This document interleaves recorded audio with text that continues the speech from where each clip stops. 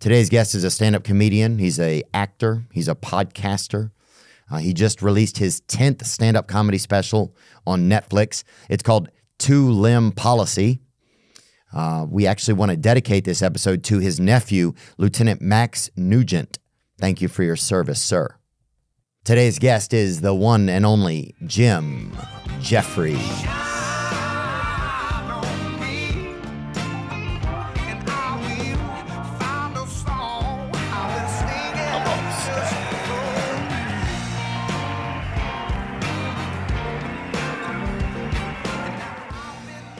How have you been? How are you doing with things? I'm alive, man. What am I? I feel like I'm stressed out a lot, but it's okay. I just have to slow things down a little bit for myself. And then I just, I think sometimes you get busy and it's hard to see what you're doing. You know, you're just going. And I think some of that's just life. As you get older, you're just going and you're like, am I still walking in the direction I want to be in, or what's even going on, you know? Well, look, the first time we worked together per se was on a pilot for Comedy Central. We were watching some slam poetry. Oh, yeah, right? That was good. And now fucking look at you. You're interviewing the top people in the world, man. So, yes, you're going in the right direction, Theo. I wouldn't be too nervous about how your life's going. You know, take the good with the bad and keep fucking riding the wave, brother. Yeah, thanks, man. Yeah, I think it's just more like, you just get going. You're like, what the fuck? How old am I? What am I doing? You know, you just like, it's just life. Life gets going like that, man. Yeah. Yours has changed a lot since I saw you, dude. You had a child. You have autism. Well, autism is such a hard thing to put your finger on, isn't it? Yeah. You know what I mean? Like I might just be an asshole. You know, people always say, you know, I had one doctors say, we think that you're on the spectrum and things, but there's such a rainbow of where you can be and what, you know, you could be functioning to completely unfunctioning, needing help all your life. So, look, you know, when I was a kid, they tried to go, you have attention deficit disorder, and then dyslexia I'm positive, autism I'm pretty sure on. I don't think I had attention deficit disorder. I was just filled full of Ritalin as a child. Okay.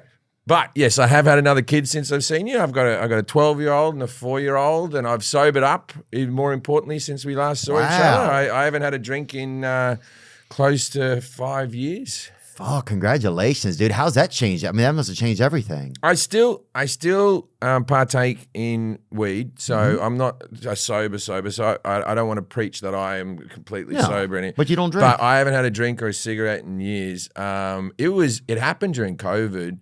I started drinking at home, and I used to have a policy that I'd only drink at work, you know, which is the opposite of most things. It's obviously an Irish policy. Yeah. I was like, I can drink at work, you know, because I can have a couple of beers before a show, and I can have a couple of, you know, spirits after the show, and you know, you can go in the dressing room in the Comedy Store and say, give me a vodka Red Bull or whatever if you're a bit tired or something. And then when COVID happened, I started drinking at home.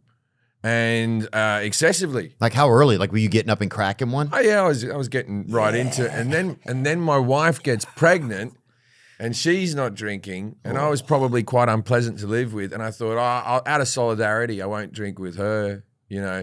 And then, you know, look, I very clearly had a drinking problem. And it played out in front of people so many times, you know. I had my 3rd special. We're here to promote my 10th special, Two Limb Policy, out on Netflix right now. But my 3rd special was called Fully Functional. And it was all about how I had given up alcohol and I was, you know, fully functional, and I was doing comedy sober. And then I was drunk in the next one. Wow. You know what I mean? And so it's very hard. And I've watched people do this that are in the limelight where you go, I'm giving up drink, and you put a big flag in the ground and you say, I'm a non-drinker. And then you let everyone down. Yeah. You know, you let everyone down when you slip up and all that type of stuff. So I kept the first bit of my sobriety sort of to myself until I came out of COVID. I was a couple of years in before I started telling people. And now I don't really miss it. I tell you what, I missed a cigarette. I went and saw Oasis in concert, and they were playing cigarettes and alcohol, and people were lighting up in Wembley Stadium. And just like, there's so many people smoking, security wasn't doing fuck all. Yeah. And I was like, I wanted to light up more than I ever have. But yeah. I pushed through that, you know. And I had a tragedy in my life. I didn't smoke, because they always say with smokers, they go, you're always a smoker when the chips are down. Yeah. Right. And I had a big tragedy in my life and I didn't light up. So I think I've kicked that. Well, I hope I have. So it kind of taught you a lesson, or at least showed you had some progress or something right there. Dude, yeah, I remember because in one of your specials, I distinctly remember you having a beer and getting through your beer pretty quick. And then I even remember, I think there was one where there was a couple of glasses sitting on a table, empty glasses. I think people thought this was a thing. On one of my specials, I had a big wooden box on the thing, and I would pull a beer from out of the wooden box, and the crowd would cheer each time because, he's bringing out another one, he's bringing another one. But we all know you record 2 shows for a special, right? Yeah. You do 2 performances. You primarily use one and then maybe edit a joke in that you haven't done or whatever like that. And so for continuity, we had to hide the pints behind the box. But we edited in every pint that I did drink. So it does. It did look like I had. I remember it's looking like you had I was like, God, he's fucking doing it. I think it was because it was 6 pints in an hour. You can't no one's doing 6 pints an hour. I was doing 3 pints in each hour. 6 pints in an hour seems a little excessive. It's a lot. Yeah, it seems like a lot. You don't drink, right? How long have you been? I had probably, I think the most time I probably had 6 years, and then I had 2, 1. Then I've had groups of months. That's exact. So when I did Fully Functional, I had 2 years, got drunk again, then had a year, and now we're on a 5-year. Yeah. And so I don't know if I'll, maybe I'll drink again. But the problem is every time I've taken drinking back up, every time I've taken it back up, I've been good for 6 months. Right.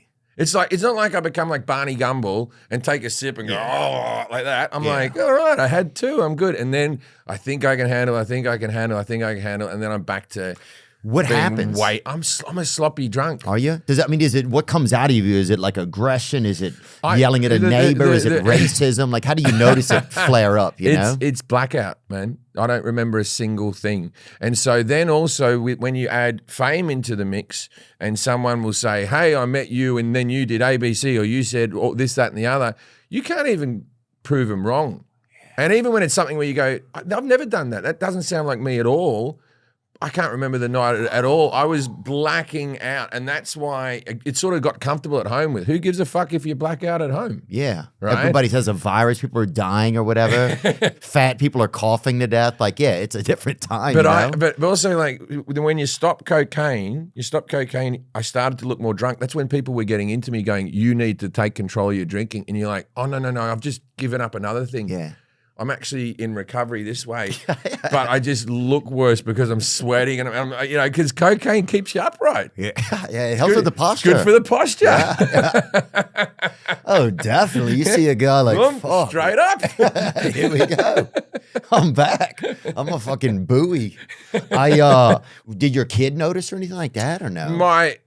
My little boy at that stage would have been about 7, and he knew when I was drunk. Yeah, and there was definitely times that he would be like a child out of a movie. Daddy, are you having a drink again? Oh. You know what I mean? But you're like, yes. Yeah.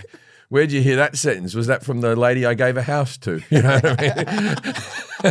I mean? Daddy, you having a drink again? But he laughs about it now. Sounds like a song. I think he was just teasing me, really. I don't think he was ever bothered or upset about it. Yeah, maybe he just had a really good sense of humor, Daddy. He's got a great sense of humor, my boy. He's got a great sense of humor. Does he? Yeah, he does. I've got nieces and nephews and obviously my kids and me. I've got 2 brothers, and one brother is a very nice man, has a good sense of humor, can't tell a joke to save his life. Yeah. And then I got another brother is as funny as me, and you might not think I'm funny, but me and him are both the funny ones, right? Me and him sort of get together like we're in a Jedi council and we decide who's got the gift or not. When the children are about 3 or 4, you start going, I think it's strong with this one. Oh, you know what I mean? Yeah. So I've got both my boys, I think, have it. Guessing if your kids are gay too, they do that. Kind of the same thing. Yeah, you start to look early. You go, I don't know about it. Yeah, maybe it's all right though, as long as he's happy. Yeah. So I've got a couple of out of, I won't say who because they might all listen to this. So out of my 5 nephews and nieces, 2 of them have it.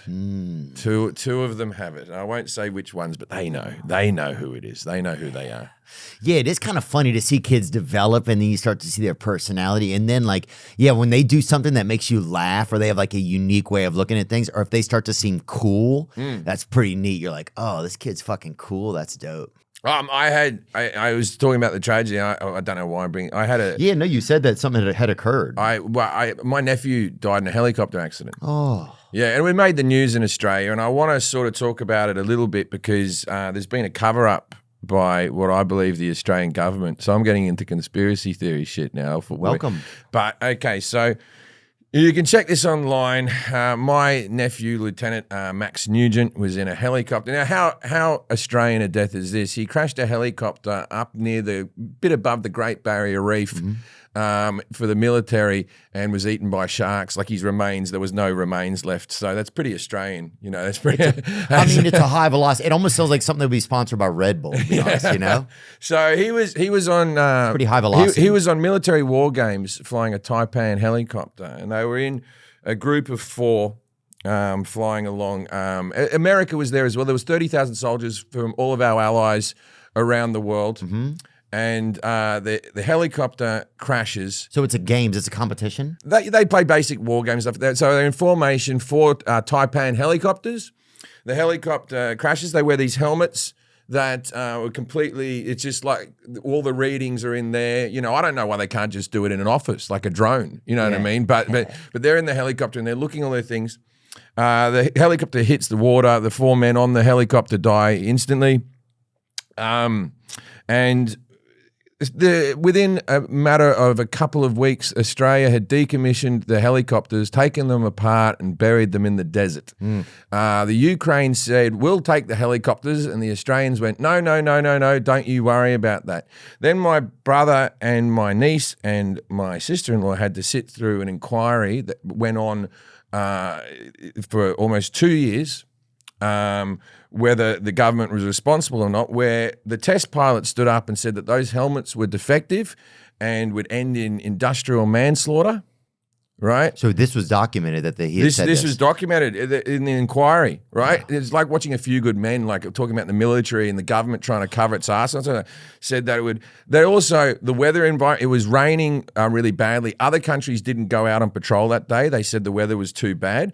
The soldiers were too tired. One of the soldiers said that they were so tired they couldn't fly the aircraft, and then my nephew stepped in to actually do it.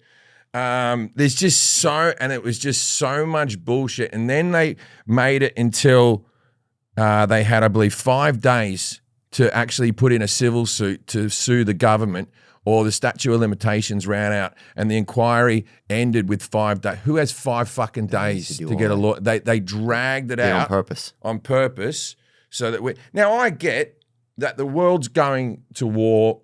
Well, the world's we're in a war. Everyone, whether it kicks off more, who knows, right? But the Australian military might be going into a war scene pretty soon, right? Anything you guys do, we'll do as well, right? And so they can't be paying out every soldier who dies or whatever like that. But this was not. This was a war games. There was things that weren't followed. There was things that have been, there's literally helicopters that have been buried. If you want to find an Australian Taipan fucking helicopter, you need a treasure map, mate. Wow.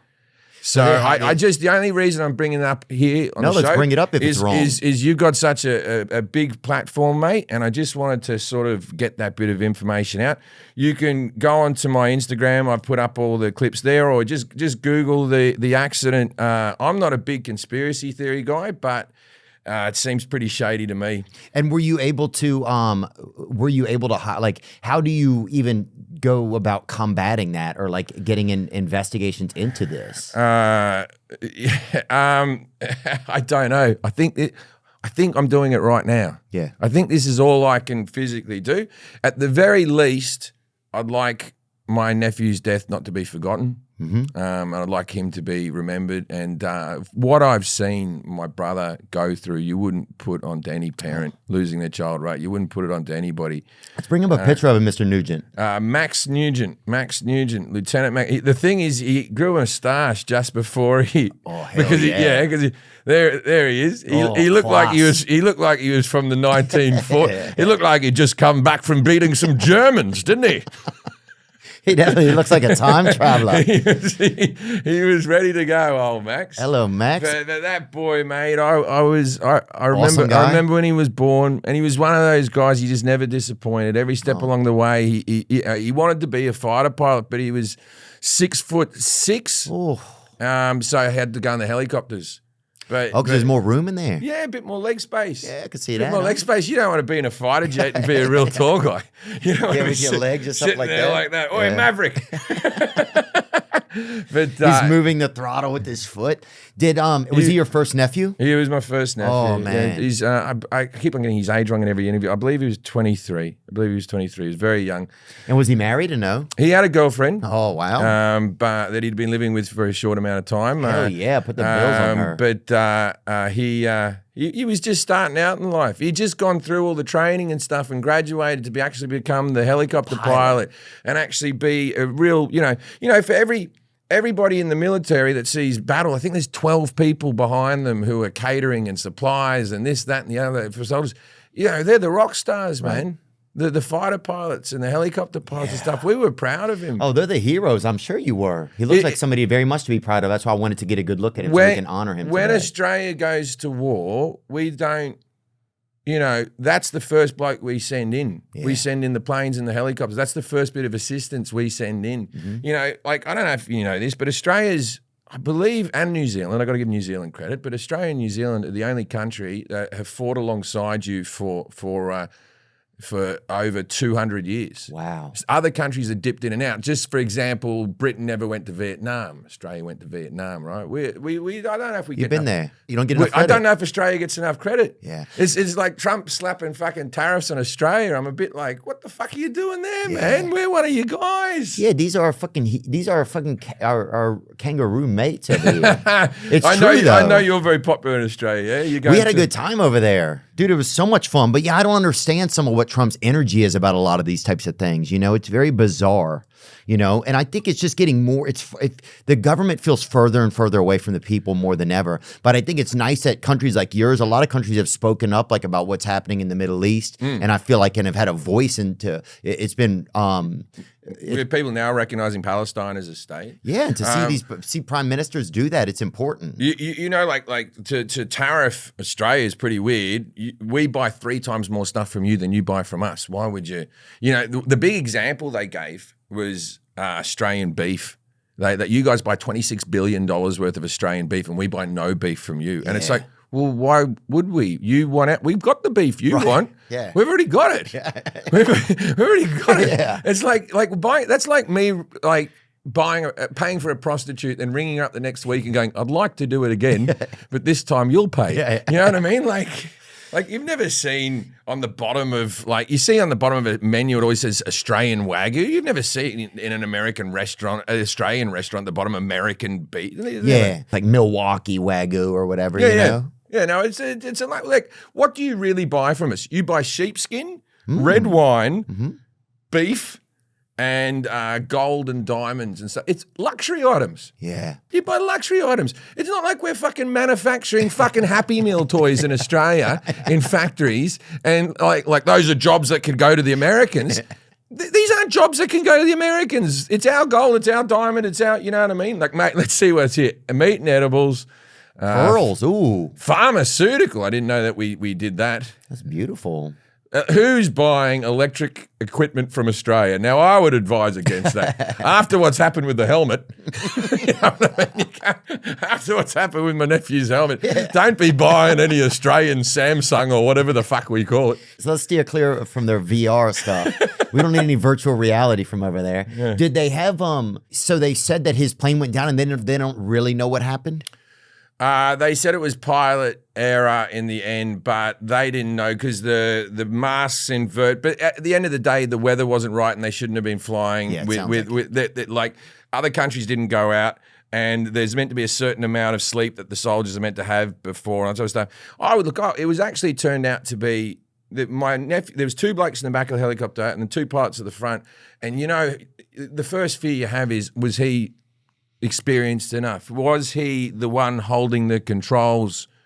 And he wasn't. It was the more senior pilot that was holding it. My nephew wasn't holding it at the time. But I have no ill will to him, of course. Like it's an accident. But my family had to listen to the Black Box, and that took a year before they played that, of going in and listening to legal fucking shit going over and over again. And we'll adjourn in a month, and we'll do some more, and we'll adjourn a week. And they spent all their holiday pay and all their days off having to try to get justice for their son. And then at the end they went, pilot error, you can't sue or anything like that. There'll be no money paid out. And if you want to sue, you got 5 days to get it done. Right. What was your question again? Sorry. It was okay. So yeah. So there was another bloke actually driving it, but the Black Box is just really my nephew going, well, it's looking a bit dodgy. Pull up. That's all you really get. You get his final words, and that's pretty harrowing to have to listen to the final words of someone. It's not like they're words of wisdom; they're words of fear right at the end there. Has it been man? God, it's so heartbreaking. Has it been hard to be a supportive brother after that? Has that been a challenge or interesting, or what does that kind of turn into? It's been not hard, but what is that like? Because there's a field piece I once did on the Jim Jefferies show that shows me and my brother's relationship, because he was a police officer and I did a ride along in his car, and it was just a lot of me taking the piss out of my brother, and he took it in pretty good jest. There's nothing to say when someone's child dies. You can just be there and you can just hug them and stuff. The only thing I could do was get on a plane right away as soon as I knew. You know what I mean? But in some strange way, so I've got 2 brothers, and those 2 haven't always gotten along. They don't dislike each other. They're just very different blokes. Yeah, different for sure. Just different dudes, man. And it's brought them closer together, because when the shit hit the fan, the whole family was there right away. Everyone was there right away, I remember going, I got there, I got on the first plane, I got there, and then my brother was waiting out the front. My other brother was waiting out the front. He goes, I don't want to go in before you go in. I want to go in with you.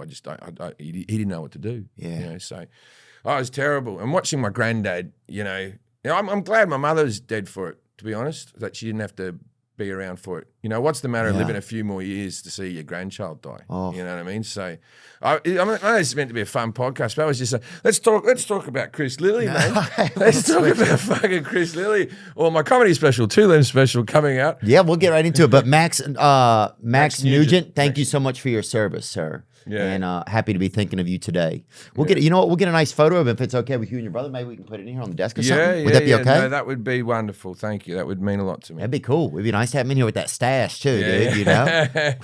He was he was great. It was strangely, I remember thinking when he went to Duntroon, which is like Sandhurst, or I don't know what you call it, what's the big military academy in America? West Point. Yeah. So Duntroon is the equivalent of West Point. Ooh, yeah. And he didn't get in the first time, and he studied and he worked as a bartender or whatever, and then he got in the next time. And I remember thinking, he was just such a committed lad. And then he finished really high, top of his grade. And even though he was my nephew, even though I am over, 20, I was 25 years older than the bloke, right? I looked up to him. Oh. You know what I mean? I looked up to him. I thought he was kind of like a cool guy. And in the same way, I went and did a gig the other day with the Dodgers, and I'm like, why am I gushing over some 25-year-old lads? You know what I mean? Yeah. But a fighter pilot who was my nephew, my blood was fucking doing that, man. Yeah. And I looked up to him. That's cool. Sorry. No, it's admirable. Well, I look up to him too. Thank you. You know? Thank you. No, I like getting to think it's important. Yeah, thank you. It's So, important to think about people that mean something to you, and I believe that people can feel you thinking about them like I think that it's a real thing. Like, I think it's important that we think about people like that. Man, he fucking was this dude was a fucking boss. Yeah. And you know what? I take some solace in that he was doing the job that he always wanted to do since he was a little kid. Yeah, he lived his dream. They reckon the last time they saw him, he put his machine gun over his shoulder, his automatic shoulder. He jumped in the helicopter and he gave a thumbs up and a smile. Yeah. And he was over the moon because the other person dropped out and Max was the first person with his hand up. Yeah. And so, it wasn't a senseless death. It wasn't like a car accident, which I'm not going, people have tragedies all their life. At least there was, it wasn't fentanyl. Yeah. At least it was something, awesome. Off being a fucking hero, bro. Yeah. Yeah. Yeah, dude. It is cool. Yeah. That is exciting. Yeah. Yeah, shout out Max, dude. Fucking, he's still out there in the air, probably fucking. Dude, well, look, that's another reason we shouldn't be terrifying these people. These guys are freaking putting their lives on the line. They've done that for America before. Yeah, we always show up for the wars. Even you pop by. Yeah. Well, you know what? You kind of need us. America, I know you're saying, who cares? A country of 23 million and another country of 3.5 million in New Zealand. So let's, 26, 27 million people. We're in a country of 330 million, right? What do you care about that? Well, strategically, you kind of need us. We have nuclear submarines that, really? Involved with the Americans sitting up at the top of our country because if China fucking goes, bro, you're gonna have to be there first. You need us. Fuck all, yeah. You need us, dude. That's gonna be crazy. I would watch that if I saw if the Chinese got to fight Australia. I would fucking tune in for that. Okay, so there we go. Yeah, boy, the big dogs, huh? There's the black one at the top. You can tell that. Currently under construction. I don't know how to make it. I assume it's like IKEA or Lego or something like that. You'd be off to go. Hopefully it's not the same bloke who made the fucking helmets. But that's a good point. Huh? but yeah, we're good to go. Whoa. That's awesome. Yeah, I think I don't know what they're doing. I don't know what some of the strategies are. And you start to realize that, man, like probably throughout time, people have just been like so distant from the people who are running the show. You all end up just being in the mud while they're the ones up there pouring the water into the dirt. Well, we had our own Pearl Harbor up in Darwin. They bombed it. The movie Australia. Gallipoli? No, Gallipoli was when we went and fought the Turks. Okay. The Turks. I shouldn't say the Turks. What am I fucking? It's fine. I guess the Young Turks. Anna Kasparian.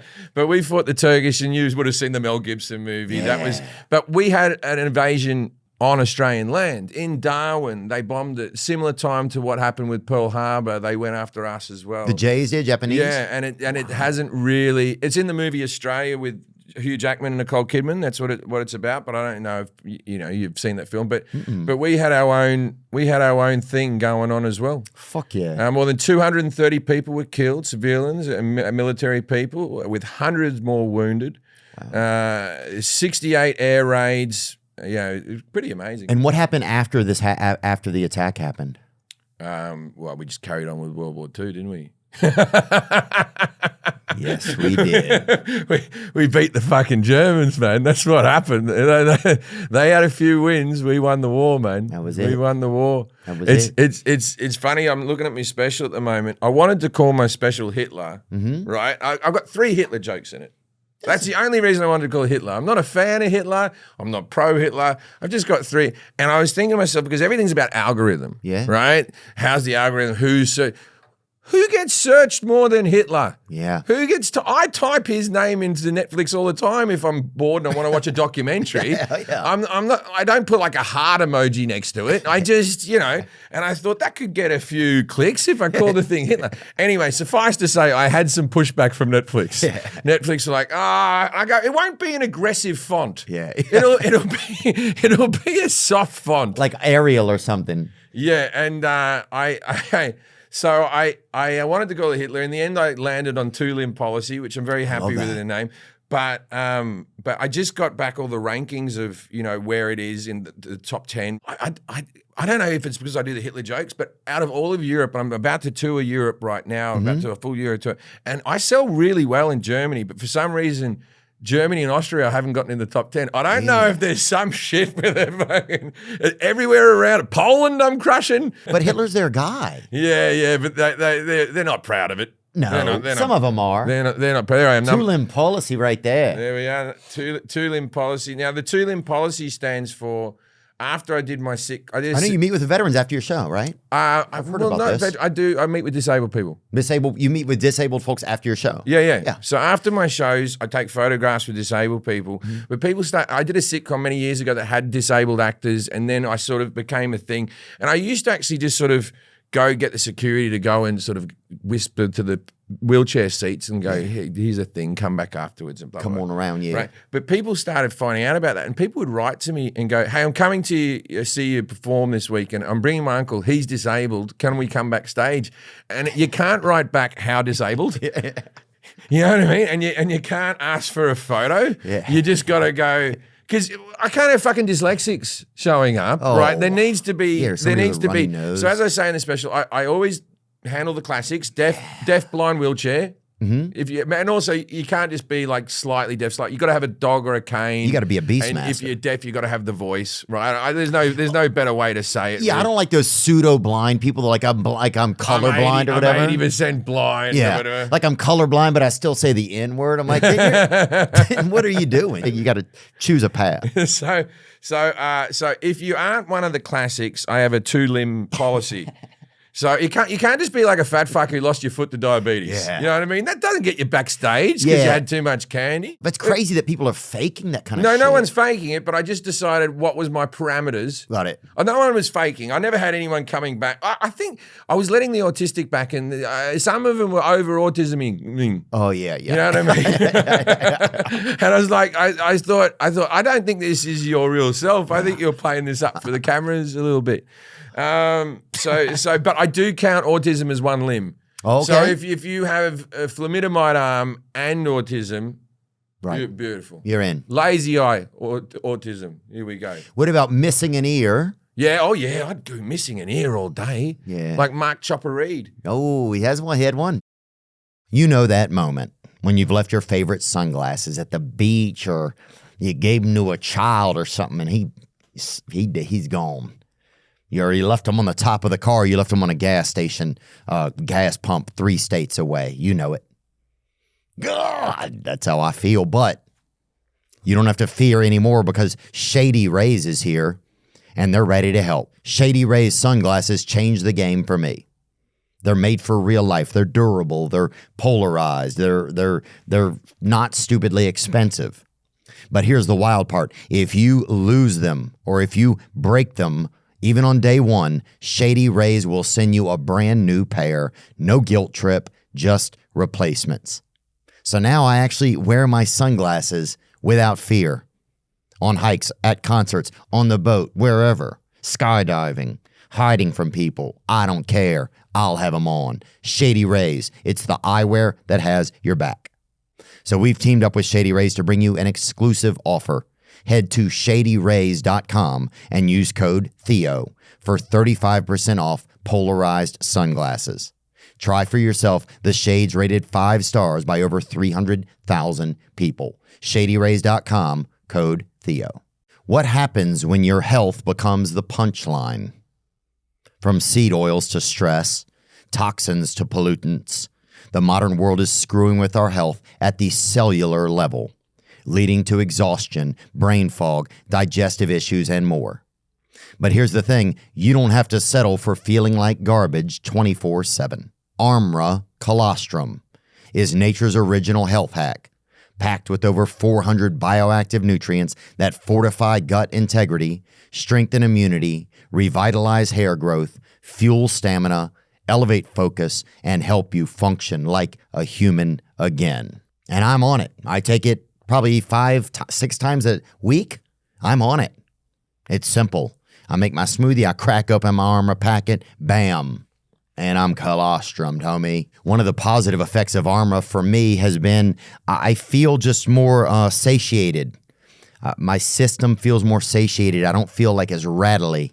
I don't feel as frenetic. And for me, that's good. And for you, we've worked out a special offer for our audience. You can receive 15% off your first order. Go to tryarmra.com/Theo or enter Theo to get 15% off your first order, baby. That's tryarmra.com/THEO. You ever seen? I never have you got a seen good the look movie? at him. You ever seen the movie Chopper? I haven't. This is my gift to you. Go see the movie. That's Eric Bana's first dramatic role, right? Before that, Eric Bana, you know the actor Eric Bana? Yeah. Eric Bana was a stand-up comedian. You'd seen him perform before? Yeah. He was famous in Australia. Fuck yeah. He was doing, he did characters, he used to do impersonations and all that type of stuff. He even had a show called The Eric Bana Show where he played. Now that's the real Chopper Reed, right? So the one up in the top corner there, the one next to him is the real guy. Chopper. Now, if you look at him, he doesn't have ears. Oh, yeah, huh? He got Right. some kind of drawn on. Right. So what happened was he killed a whole lot of people. Then he went in prison. Then there was a mark on him where they were like, I'm just saying an arbitrary number, $50,000 to kill Mark Reed. Yeah. Right. And so he said, I need to be moved out of the cell block. I can't be in this cell block. Everyone's trying to kill me. They're trying to kill me. They're That killing old me. And the governor's like, I can't help you, Mark. Yeah, This man. is how it is. Seats So- taken, yeah. Oh. Why did he take his ears off so he didn't want to hear about it? Because he has to go into the hospital in the infirmary or they'll move him or something like that. For his own safety, he got his ears cut off. He got another bloke to do it with a razor and fucking peel it off. It's a banger of a movie. Now, when you see the movie, right? So the movie is Eric Bana is unbelievable. It's what made Eric Bana a star. He was just a stand-up comic in Australia who'd been in a little movie called The Castle, which is a great comedy. That's another podcast. And then Eric Bana becomes Chopper and does this thing and he gains tons of weight, gets really fat for it and all that type of stuff.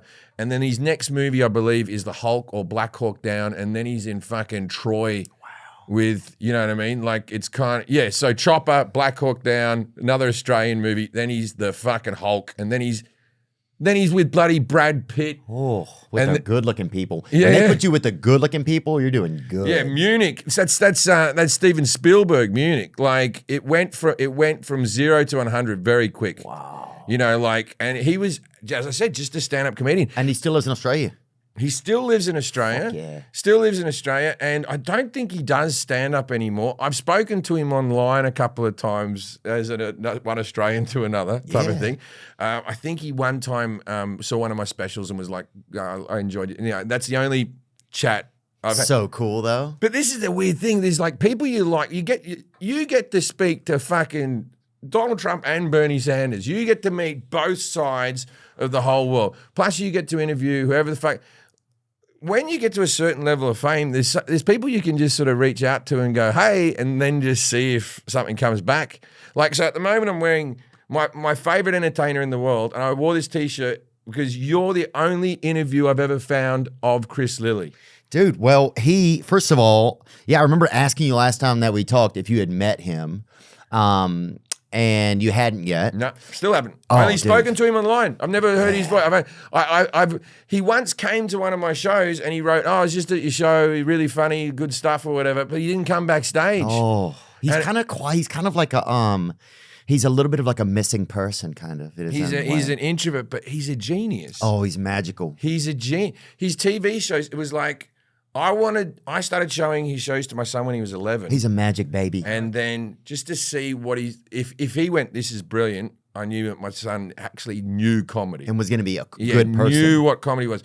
Or if he went, I don't really get it, this is boring or whatever. What's a guy because there's one guy playing all the different characters and all that sort of stuff. And he got cancelled for the wrong reasons. Summer Heights High, it was one of the best shows ever, first of all. Summer Heights High is unbelievable. Jamay Private School. Now he's got a podcast of Mr. G, who's my favorite character. Oh, yeah. But Bad habit for drugs. Yeah. She's a naughty girl with a bad habit. Bad habit for drugs. Ecstasy. Ecstasy. Yeah, he's the fucking... He is... I'm going to... For Australia, right? Yeah. I'm going to say he's the greatest Australian entertainer we've ever had. I'm including Hugh Jackman, Russell Crowe. I'm including fucking AC/DC, man. Right?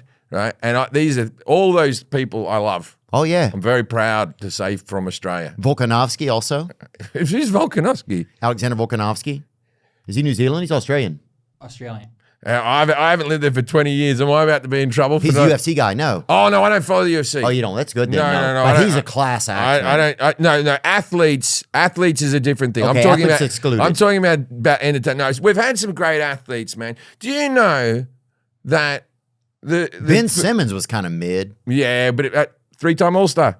Facts. 3-time All-Star. Never mind. Sorry, Ben. All right. Luke Longley played in the greatest team of all time, was the first Australian in the NBA when the Dream Team went to play fucking the rest of the world in Barcelona. There was only 6 players, international players, that were in the NBA. 6. And now there was like 60 or 70 in this last one. The Australians actually had like a proper team, but Luke Longley was just a big, tall from fucking Fremantle, Perth, brother. Yeah. Right? And then he's playing with Michael Jordan, and he was the only cunt out there with an accent that wasn't American or Eastern European. Yeah. Right? Like, that was pretty. Now you've got like Josh Giddey, and you've got Andrew Bogart played before. You got Daniel Dyson just got the block record, the steel record. Yeah, Zarvitas Zobonis. They got, or what's that guy's name? That big guy, Bogan Durgan.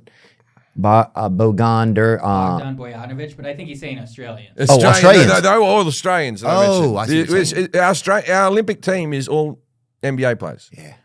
Class. I don't understand why Britain hasn't gotten into basketball. Yeah. Okay, how do I say this? They've got tall, they've got black people, they've got loads of them, right? Yeah. They've got it's a place that it rains every fucking day. Yeah. It rains every day, and in a confined space, and you haven't picked up basketball. That they're just trying to be fucking difficult. Yeah, that's what they're trying to be. They're too fucking, you're like, we don't know. But maybe they don't want a bunch of black guys just hanging out in the park or something. I don't know what they're. We don't need the park. Indoor basketball courts. Just get it made. But with Travis Bazzana, the number 1 major league pick last year in the draft, is from Hornsby. Let's go. Born the same hospital as me, bro. Fuck yeah. And this guy, fucking, this is just a coincidence. Me and Chris Lilley are, I think, the same age, give or take a year. Mm-hmm. We're the same age. He went to the private school, I believe, up the road from me, and I went to the public school up the road from me. But we grew up in the same bit of the northern suburbs of Sydney. Do you remember seeing him as a kid? No, I've never met him. Yeah. But it's just there's every chance that me and him were at the same party. Wow. Or something like that. Every fucking chance as kids that we're at the same party. But I was so it's weird when you get that where you go, oh wow, he grew up near me. Yeah. I can't champion Chris Lilley enough, man. And dude, I saw him in Byron Bay, right? Yeah. Right outside of Sydney. Mm-hmm. Byron Bay. Oh no. I saw him in up in Queensland. In Bondi Beach. Bondi Beach is in Sydney, but it's the most famous beach in Australia. Yes. Oh, beautiful over there. Even the fucking men's is good looking. But were you doing the voice then? I don't know what I was doing. I just didn't want to seem like a gay guy. There. Even the men's is good looking. It's all right. But I remember he came. We met up for lunch. Mm-hmm. And I had some other people that I was like, other comedians and stuff, and I was like, well, he's kind of keeps to himself, so I don't know if I want to have a bunch of people here when he shows up. So, once you guys take a walk or whatever. So I walked outside with them, and then when I came back in, he was sitting just like facing the water, like out on this balcony. And then I just went and sat by him, and we just sat and talked. He had on like this hat. I'll include some photos from it and stuff, but it was just awesome. Just like, it's almost like meeting with like a mythical creature kind of in a way. He's so special. He's as gifted a human being that has ever been. To be able to do all that. The bravest part is just to be able to take on all those characters at once, I think, and then just put yourself out there that much. Because you're not saying that, hey, my character's going to be good. You're saying 5 of my characters are going to be good. Your brain leaves you and you believe that he's a 16-year-old girl. Yeah. It's just after a little while, you go, now it's one thing for him to be a gay high school drama teacher, right? Yeah. That's just a wig. He's still a guy. And but then when you watch Jemay, and you're like, and also this whole thing that it's like, oh, he did blackface, or he did this, he did that, right? Look at him. And he's like a koala. But then to do Jonah from Tonga, and there's real genuine moments of heart. There's times you can cry watching Jonah that you feel for him so much and that you understand why he's a little shit. It's not just a one-dimensional, this kid's a shit-stirring troublemaker. Yeah. And I think that's what people ask. He's taking the piss out of Tongans. And it's like, yeah, I guess he is, but it's so much more than that. Even Tongans fucking loved it. Real Tongans loved it. The only people that don't like shit are people that don't own it who want to write articles about it. My son went out for Halloween this year as Jonah from Tonga. Didn't do anything with the skin, just the wig, the shirt and the tie. Dude, I say go a nice polish. Don't do anything heavy. You know what I'm saying? Don't do anything super close to the equator. But I would go with like, something a good bronzer, I think. Well, I don't think he was going to put that much effort in. I think laziness stopped him from being cancelled. He's like, stop looking at my dick, Mum. Yeah. Oh, no. Yeah. Oh, no, don't do that. Yes. What do you do that for? Stop looking at my dick, miss. Oh, miss. Oh, miss. Oh, the best. And then when they start breakdancing, and then that other kid comes in and he's a better breakdancer. Well, I would argue that Chris Lilley is a better breakdancer than Reagan, the Australian lady who entered the Olympics. Fuck yeah. And she put out a bet. Did you know about the bet she put out? She goes, oh, you think you're a better dancer than me? And she cracks her knuckles and goes, how about, I think it was like $5,000 or something. You can find the clip where Reagan puts it, there she is, old Reagan. She's dressed like she's from the local bolo, which is lawn bowls. And everyone else is wearing street clothes. Then she does the kangaroo. But if you can find the clip of where she challenges people, Reagan challenges people, it's And wasn't there like alleged like a big like That's it there. $10,000 prize. Reagan. She put out $10,000 prize if you can dance better than Reagan. Surely I can't dance better than Reagan. Yeah, who won that shit? But she was a middle-class woman from a middle-class white woman who had studied hip hop at university and had a degree in it. And then like Australia was just like, oh, the girl's got a degree. Oh, it must be the one, I don't think our Olympic panel, right, are savvy with the hip hop world and the dancing, right?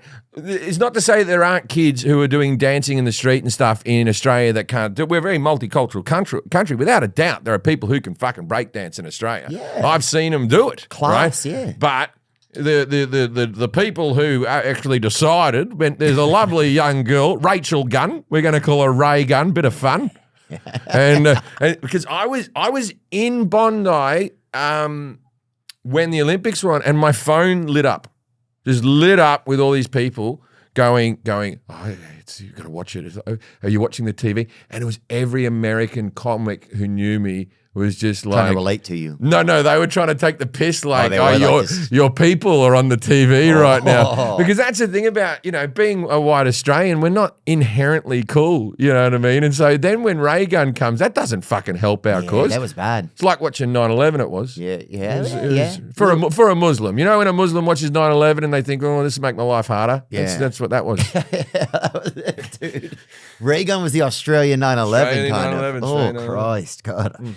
But the ball's on her just to walk out the Olympics and have a go. It was the only athlete that Snoop Dogg, who, you remember how Snoop Dogg was just at the Olympics, just like wearing the equestrian outfit. Well, so was Leslie Jones. Didn't they just have her? Like they started hiring more celebrities to just be there. Yeah, just to be there and just show up at events. Yeah, it's fucking I pitched a show to Australian TV that said, because the Olympics are coming out, and I don't know if this show will ever go ahead, but I've pitched it to Australian telly. I said, how about you get me interviewing people, the athletes, the Australian athletes? I'm already here. Yeah. You don't have to bring anyone out. I'll do like a little comedy show that's like after the proper show. After you watch all the highlights, we can do like a little comedy Tonight show where we just do the Olympics and make it a 2-run thing. So make it 10 episodes, out the door, fucking done. Hopefully I can do it, but I reckon that would be a bit of fun. That'd be sick, dude. And the Olympics are going to be in Australia? No, here. Oh, in the US? LA. Oh, fuck. Here. Oh, shit. You don't know that the next Olympics are here? Nuh-uh. Oh, the traffic's going to get worse. Oh, it's going to be bad. They'll probably, I wonder if they'll have one of those, and you've got the World Cup. Oh, yeah, that's great. Everything's going on. Do you know the Olympics are the reason you have palm trees? Uh-uh. I used to do a podcast called I Don't Know About That, right, where I used to learn about a new thing. Mm-hmm. And one of the things was the Olympics. And I was learning. I do a podcast at the moment called At This Moment with Amos Gill. You friends with Amos? You know Amos? Mm-hmm. Oh, he's an Australian comic, very, very good comic. Me and him do a podcast at this moment, so follow my podcast. But palm trees. There he is, Amos. Yeah. There was no palm trees in LA. They're not indigenous to LA. And then when you had your first Olympics, and I don't know what year, they planted all those ones along Beverly Hills just to spruce the place up a bit because visitors were coming. How about we plant some palm trees? They grow by themselves. They take very little fucking work, blah, blah, blah, blah, blah, right? Yeah, see, I'm not lying. The internet's back. I like how you've got a guy who's always checking if I'm full of shit. Every time he's, oh, no, he said it, right? And so they planted 25,000 to 40,000 and at each, and that was 1932, right?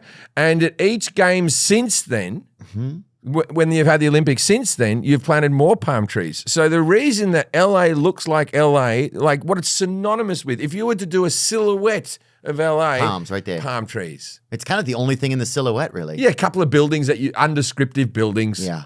Palm trees. Dodger Stadium. Yeah. Out the door. Beverly Hilton. Yeah. Yeah, the Beverly Hills Hotel. I think there's palm trees in their emblem, probably. There's palm trees everywhere. That one there, the wallpaper's all palm trees. But yeah, even if you're like, you see people's videos or movies, every time you see that the palm trees, you see it. It might be Beverly. That's a lovely hotel. Beverly Hilton. That is a nice place, man. That is nice over there.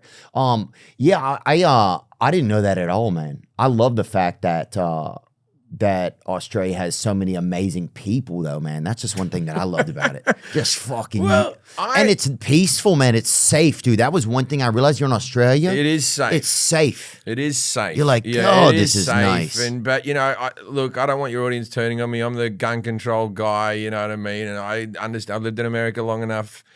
Australia is a very safe place, but not without. You know what they're having at the moment? They're having a, you know how like they turn in your guns? Mm-hmm. They're having machete bins. Nuh-uh. In Australia, Bring it up. Are they really? Machete bins. This is a brand new thing. They're like where people having issues with the machetes? Disposable bins, right? Let me see it right here. An Australian state has asked citizens to surrender machetes at disposal bins ahead of a statewide ban on the weapons aimed at combating knife crime. Yeah. Australia's state of Victoria on Thursday announced that more than 40 machete disposal bins will be available at police stations across the state to allow citizens to safely get rid of the weapons without a penalty before September 1st ban. Wow. They reckon people are just throwing food and stuff in there, though. Oh, yeah. Just recyclables? Just throw in an arm. Just from your last murder, and you go, I'll throw the machete in as well. Look at this fine right here. Those who did not surrender their machetes during the amnesty period may face imprisonment of up to 2 years or a fine of more than 47,000 Australian. Wow. 37 American. Yeah, look, there is a little bit more nanny state in Australia. We do have, there's more speed cameras. You notice it when you go back. It's a little strict. They do a thing in Australia that I find with around long weekends. So Easter, for example, long weekend, they will have the death toll on the TV. Oh, really? Yeah, where they talk about how many car accidents and how many people have died during this long weekend from drink driving or from speeding or whatever. And they'll go by all the states, right? 5 states. See who has the most? 5 states. Yeah. See who's bloody Western Australia is doing terrible this year with 5 deaths on the death toll. We also have 4 deaths in Queensland. They're not doing well. Oh, Victoria, 1 death. Well done. Boo. Somebody yells boo from behind a camera. But imagine doing that in America. Imagine like a Labor Day weekend, we're going to count up all the deaths that are happening on the highways, and then we're going to report it, and we're going to shame everyone. Also, long weekend, they do double demerits. Oh, no, for what? If you get in trouble? Yeah, so let's say you start with 12 points, you lose 1 point for a seatbelt, 3 points for speeding, things like that. Really speeding, you lose 6 points. I think America goes the other way upwards or whatever, right? You gain points. On long weekends, holiday weekends, it's double. Wow. So seatbelt 2, speeding 6, man. And if you get 12, what's out? You're out? You're out. Oh, Australia has a bit of a double or nothing policy, which is like a thing we do. Because people go, but I need me car for work. Yeah. What if I can't do it for work? The Australian government goes like this. We'll give you 1 point, right? And you have to have that point for a year. And so you can either lose your license for 3 months or you can have 1 point for a year. And if you lose it, then you lose your license for a year. Yeah. So you can't fucking roll through a stop sign. You know what I keep mean? it clean. I like that. Yeah. But you put things on the Australian citizen, I think they take things seriously. A lot of Americans, there's a lot of Americans that take things seriously, but there's a lot of other fucking just fucktards who don't give a shit, you know? Oh, well, we have fucktards who don't give a shit. We're not short on them. Yeah. You know, the world's got them. Oh, yeah. Yeah, maybe you're right. Maybe I'm being a little bit hard on Americans today. No, America, man, I always have to stipulate this, man. Fucking what a wonderful place, man. Yeah. What opportunities and what things you can do. Just the basic fact that you have 330 million in such a small place, right? You know when you're flying around doing gigs in Australia, you didn't get any fucking connecting flights, did you? You just went to those cities. Yeah. They all went to each other because we've got 5 major fucking cities. Yeah. Right? Yeah. And then you drove out to the more rural places or whatever. But like in America, okay, I got to stop in Charlotte because it's a hub. And I'm always complaining about it. But then I think to myself, how wonderful that we can. I've been here for 15 or 16 years, and there's still towns I haven't played. There's still cities I still have to go to. I've been to most of them over and over again. Yeah. But there's so much space, and there's also you can be a popular comedian in the Midwest. And that can be your territory where, you know, you have your fan base and you don't have to travel too far. Or you can be someone who's just really popular in San Francisco or what, you know what I mean? Like it's that diverse. And people shit on America a lot because of your low rate of people who have passports, right? That's a stat they always say in Australia and Britain is like, you know, like 40% of Americans don't even have a passport, right?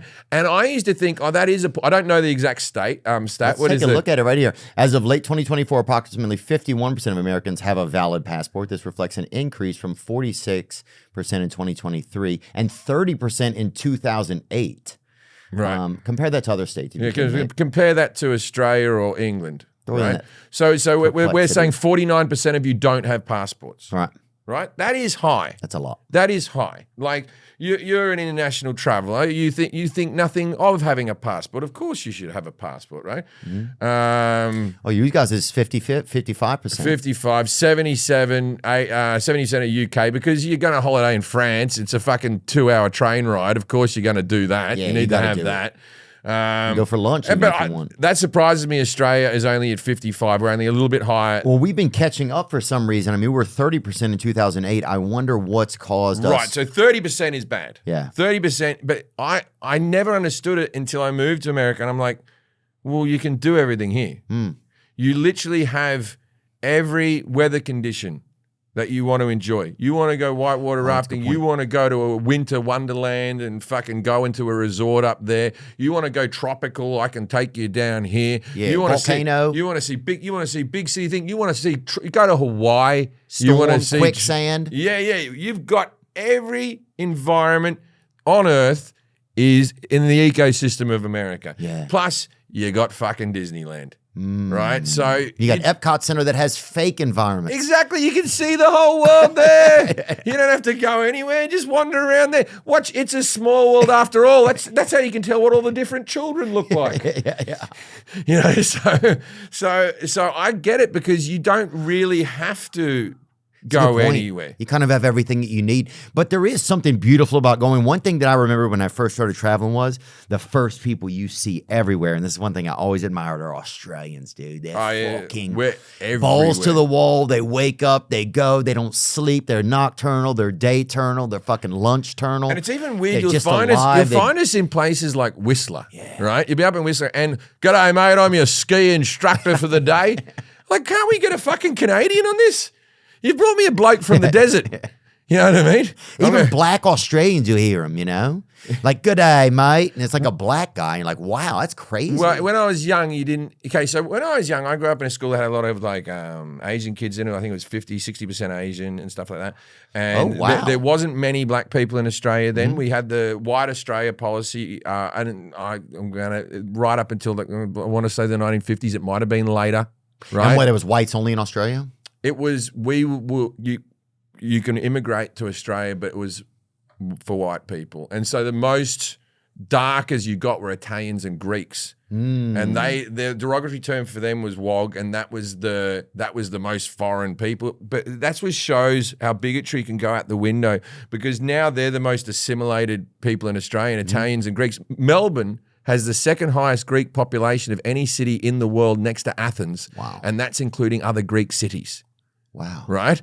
And so Melbourne's awesome. 1958, there you go. So they abolished the non-white immigrant. It was called the White Australia policy, right? It wasn't, I'm not just making it like— They didn't beat around the bush, They really. didn't have yeah. So in 1958, they got rid of that. And now we have a lot of black people and stuff like that. But when I left Australia, and I left Australia in 2001, and then when I came back just to, by about 2010, just, on a holiday or seeing the family or whatever, to see so the Italians and Greeks were all westernized Australian by then with the accent. Then the Asians came in, and then now you see Asian Australian cricket players, and they've all got the fucking voice. You ever seen like a Chinese fella who fucking talks like this? Right? And it's like, it just takes time. Yeah. So they were the problem, and then now they're like, and these fucking blokes coming in, and then so it just takes time and an accent to assimilate. That's what you need. Yeah. Even now you see like a lot of there's a lot more black country music fans, and you see like a lot more like black kind of redneck or like hunting type of guys. You're like, oh, it just takes some time. Exactly. And it's kind of good because they can't use those things to separate people anymore anyway. It took Hootie to make the first push. Oh. Right, Hootie, I don't know what Hootie's real name is, but Hootie— Darius, that's right. But his last name was Rucker, which kind of has like kind of a country tone to it. So, yeah, dude, shout out Darius Rucker. He does not get enough credit. Rosa Parks of country music, man. Oh. Like you think about and he left a popular band to go, I want to do country music in Nashville, right? Because he could still be touring right now with the Blowfish, going, all I want to be with you, right? And and still be doing just fine. God, man, that guy's done a great job. With prices going up on just about everything, dealing with money can be stressful. Trying to manage subscriptions, track spending, and cut costs can feel overwhelming. Luckily, Rocket Money can relieve some of that stress and help you feel confident in the financial decisions you make. Rocket Money is a personal finance app that helps you find and cancel your unwanted subscriptions, monitors your spending, and helps lower your bills so you can grow your savings. That's it. Rocket Money will even try to negotiate lower bills for you. The app automatically scans your bills to find opportunities to save and then goes to work to get you better deals. They'll even talk to customer service so you don't have to. Rocket Money's 5 million members have saved a total of $500 million in canceled subscriptions, with members saving up to $740 a year when they use all of the app's premium features. Cancel your unwanted subscriptions and reach your financial goals faster with Rocket Money. Go to rocketmoney.com/THEO today. That's rocketmoney.com/Theo. rocketmoney.com/Theo. This is an ad by BetterHelp.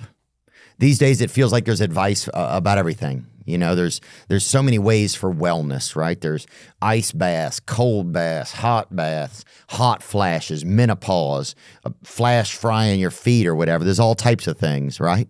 Gratitude lists, journals, screen detoxes, blah.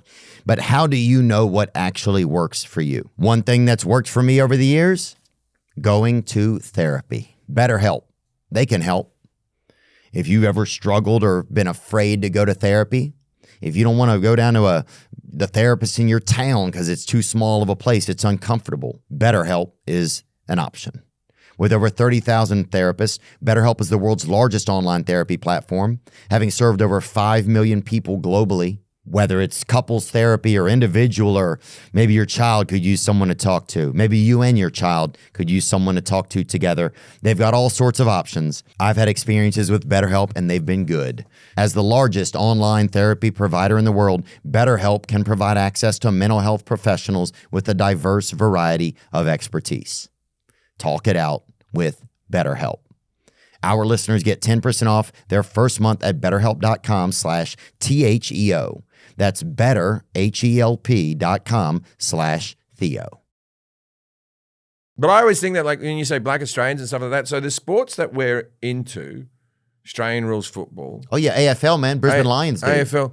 Yeah, Fremantle, bro. When black people start playing that sport, It's a wrap. It's a wrap. And they're hiding it from them right now. It's a wrap. Because we got like some Sudanese refugees that have started playing who are excelling. Really? It's a game about jumping, really fucking like Jumping, running, yeah. It's a wrap, right? But I believe all sports Eventually a wrap. I think now. So when I was growing up in Australia, I wore a Michael Jordan jersey like every other boy in the 90s, sure. right? Because The best. I never got to see him play one live game. There would be Wide World of Sports, would show little clips of what happened in American sports. We would get the Super Bowl, would be shown on our TV. No baseball, no basketball to get shown. Or like a stingray kills a boy or something as well would be like one of the highlights for you guys on that's Sports our Center. sport. But we had our rugby and we had our cricket and we had our AFL and all the, great sports. But now they've got an app called KO where you can watch all the NBA, all the baseball, all the Premier League for fucking $10 or $15. You know what I mean? And it's like it's cheaper to watch those sports in Australia now than it is now. I believe that, as I said, you had one NBA player back in the day, Luke Longley. Now we've got like maybe 15 Australian NBA players. It was the guy in the Super Bowl. I think about 4 or 5 punters in the NFL. Oh, yeah, they're from class. Australia. Because they learned from AFL to kick so long, Mm-hmm. and now they've just got at Australian universities, we're just training punters. We're just like, all right, this is our thing. Look at this So punter here right we here. go. Let's get a gandle at him. There's Michael Dixon right there for the Seahawks, current Australian punters. Lou Headley down there in New Orleans. Mitch Wishnowski. Shout out Mitch Wish. So we got 6 current, and I believe there's a bloke who actually played in That's an an actual guy. He looks awesome. Yeah. And the thing is, because punters never have to learn to tackle, so Look at this fucking lad right there. every now and again, Lou Headley, dude. Order me a fucking Lou Headley jersey. That's him? every now and again, there'll be a He'll punt. kick your fucking balls off your There'll be bag. a punt, and there'll be someone return, get past all the defense. They do that full run back, the whole thing. Oh, yeah. And the Australian blokes always tackle them because they grew up playing rugby and all that. Yes. And so every time they're just like, oh, all there is left is the punter. Oh my God. Oh my God. Have you seen that? Right? Like that. It's always some Australian bloke going, yeah, I can fucking tackle. This is what we do. Yeah, I'm an adult male. I do this without a helmet, mate. Yeah, Lou Headley, dude. He'll kick your freaking arms off your body. That guy, wow. Dude, that's class, bro. That's such a great call. It's like everybody should have that Australian punter. I love having more. I want more Mexican guys in the NBA, dude. And I mean real Mexican guys. Well, Like 5'4", one guy. Jaime, what's his name for the Heat? Is the only one that I can. I've forgotten his bloody name. They're not renowned for being tall, the Mexicans. No, that's why they got the one at UCLA, Jaime Jaquez. Yeah, Jaquez. Yeah. Plays for the Heat. Yeah, he plays for the Heat now. And he's class, but Yeah. he's not a all-star. You know what I mean? Yeah. I always think with with sports, it just takes one person to open the door up for other kids to go, oh yeah, Now I'll do it. maybe I can. We have Australians in the Premier League and stuff like that. For a very small country, I'll tell you what country kicks fucking ass for its size. Iceland. Really? Iceland's got 270,000 people. I might be out by 10,000 or something. And they made it to the Soccer World Cup. Oh my God, I did not realize that. Statistically, they would only have maybe 20,000 eligible men of age, of the right age, the right whatever, and they made it to the World Cup, and they fucking got through the first round. Class. They got to the round of 16. Unbelievable. Let's bring up that Iceland team. I even want to get a gander at them. I feel like I think Christian McCaffrey's from Iceland. Dude, I just went to Qatar not long ago. I know you're going to the Middle East coming up. I went to Qatar, and this is it. One thing that was interesting there was the soccer stadiums from when they held the World Cup are all still there because they don't really have that much regular use of them. No, so you have these huge stadiums sitting everywhere. Let's get a look at that team. That's amazing, brother. Yeah. They're all just like they don't even have a McDonald's in Iceland. Oh, well, that's probably why they're all in fucking doing good. Everybody here is just all fucking geeked out. Their arteries aren't clogged up. Is that Jason Ellis on the bottom right there? Let me get a gander at that pic there. Oh, these lads are, dude, look how Icelandish that dude is. The third dude, that freaking ice Indian. Yeah. Oh, yeah, I'm the ice Indian. That guy's fucking ready, brother. Wow, I bet it would be cool to be Icelandic. Have you been there? No, I almost went to Reykjavik, but it was gay pride weekend. We were gonna go, and I was like, there's nothing. Reykjavik is it. Yeah, I just didn't want to be at there when it was just everything was very kind of overly gay. I was there when there was no gay shit sun. happening. There was no moon. There was no darkness. Oh, it was sunny 24 hours a day. Is it fun? That spanned the fuck out of me. They only get that for 3 months, and the rest of it was no. But you worried about the gayness? You worried about? I just didn't want it to be at the hotel. Every moment, it's so much gayness, and I guess it's probably what gay people think of, like when they they have to walk into our hotels, That's true. And then they go, "I can't be going here with all the fucking heteros." Oh, I bet they feel that way. Like they don't want to go to Sturgis. Probably some of them, Yeah, I think that's the all whole I meant. parade. It was just a few. Look, and also, okay, so like in Iceland. I just didn't want guys, like I'm at breakfast and some guys keep trying to buy me like fucking like those what are those eggs with the little ham on it, and it's That's a cock you're talking about. No. The eggs are at the base, and then there's like a ham. There's like a thing you didn't want one of them bought for you. Yeah, I just didn't want somebody sending over a cock, Well, okay, so not that they would, but sometimes I dress nice. If you and are people to would. be gay, I reckon Iceland's the place to do it because they have an app on the phone.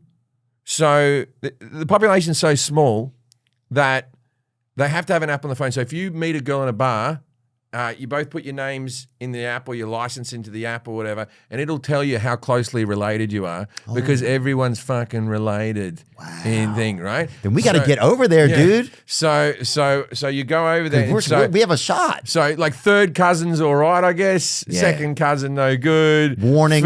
First cousin, how good are you at keeping a secret? Yeah. Right? 40%, 70%. But that's for the heteros. If you're gay, who gives a fuck if you fuck your cousin? It's not going to, a baby's not going to be made, is what I'm saying. Is what I'm saying. But you would still, it would make, no, you'd prefer not. Yeah. I don't want the gay people kicking off on me like I'm saying they're all fucking their siblings. If you can avoid it. If you can avoid it, I say do.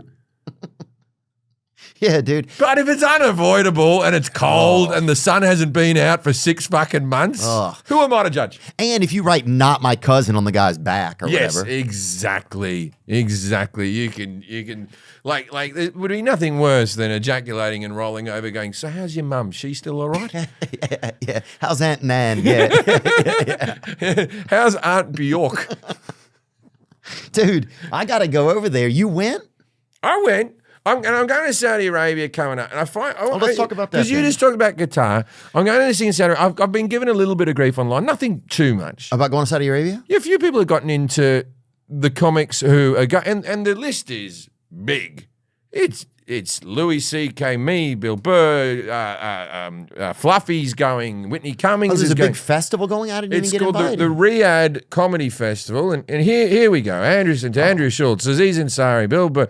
Jefferies, Jimmy Carr, Joe Coy, Kevin Hart, Sam. We got people. Great lineup too. Jessica Curson, Nimish Patel. Wow, it's as good a lineup I've seen at any comedy festival unbelievable. Ever. Now, people have been going, "Oh, how dare you go over there?" After they killed a reporter. That was the big one. There's been a reporter who they killed. You don't think our government's fucking bumped people? I think Jeffrey Epstein was fucking bumped off. I'm sure that. Right. Every place we've damaged a lot of places. Yeah. One reporter was killed by the government. Unfortunate, but not a fucking hill that I'm going to die on. It's not my, and I don't know the ins and outs of their government. So then they get into the live golf, right? All the golfers go off to Saudi Arabia for, a king's ransom amount of money, and everyone's like, how dare they after how they treat their people and all this type of stuff, and the people are like, all right. Then you've got Cristiano Ronaldo, goes over and plays there, is being paid he gets an extra 100, 200 grand every time he kicks a goal as a bonus, 50 grand for an assist. He has like an SPF fee, I heard. Even just putting it on before the games, they pay him extra to do that. That's crazy. So he's living there. He's engaged to his missus, but they've never gotten married, right? He's the first person in Saudi Arabia who's allowed to live with a woman who he's not married to. They've gone an exception. They've gone, all right, for Ronaldo. Okay, he can do this, it. Right. They have a lot of strong rules over there. So you can be angry at how they treat their people, how they treat the reporter. You can be angry at the golfers. You can be angry at the things. But what better than basically we are freedom of speech machines being sent over there? What better? They have not at one stage asked to see our material. Mm-hmm. They haven't asked, and I've been asked in some countries in Asia, I've been asked for transcripts of what I'm going to say. Oh, yeah. Right? They haven't asked what we're going to do. And let's be fair, they have picked some fucking edgy-ass comedians. Some seriously edgy ones. Yeah. They've some of the greats. They've picked some edgy comedians. So very smart, too. If you don't agree with Bill how... Burr's going to be there, Schultz. If you don't agree with how they run their place, isn't this a step in the right direction? 100%. Right? Bringing free speech over. Yeah. Yes. Isn't this a sign that they're trying to do something different with themselves? Yeah. Like this would have been the highest ranks of government would have gone, all right, we're bringing out 30 fucking comedians who are allowed to say whatever the fuck they want. Who's up for this? Yeah. This is a positive thing. I agree. Well, here's the thing that I don't understand too. It's like to live in a country where we're fortunate enough to have the freedom of speech, right? Yeah. And to say things we want. Yeah. And then to judge other places, just like I get judging them, but their rules are that's what makes their culture, right? And it's like, yes, we may not agree with some of them, and some of them we may deem as wrong, and some of them may be morally wrong or religiously wrong. But for that country, that's what's going on, right? Now, some of them I get. It's like, that's wrong, that's fucked up.